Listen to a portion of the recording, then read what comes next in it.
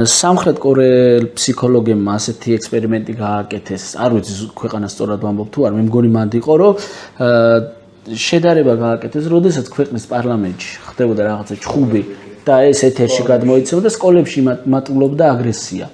ზოგადად რამდენად მოქმედებს მოზარდზე ასეთი გარემო? გიცით რა არის ბავშვის სწორედ ასეა, ბავშვის აღზრდის პროცესი, მისი ზრდა მიმდინარეობს დაკვირვებებით. ხო 75% უნარების ბავშვი დაკვირვებებით იღებს ოჯახის წევრებზე, გარემოზე და ასე შემდეგ.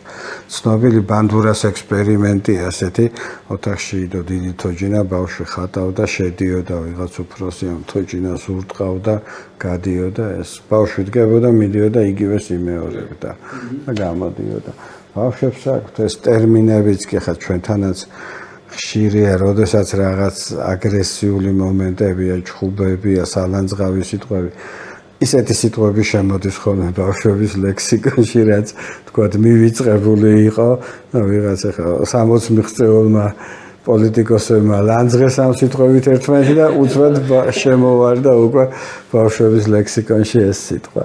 კი, სხვათა შორის აი კორეაში ამის მერე მოხდა ასეთი რაღაც, რომ ეს რო წარუდგინეს იქ პარლამენტარებს, ხო ხალხმა დაიფიცა, რომ არ ვიცოდითო ასეთი გავლენა თუ ქონდაო და всё, რჩებითო რა ეს აღარ იქნებაო. აღარ არის. ანუ შეწყვიტეს, ხო, რომ გაიგეს რა ხდებოდა, შეწყვიტეს ეს ყველაფერი.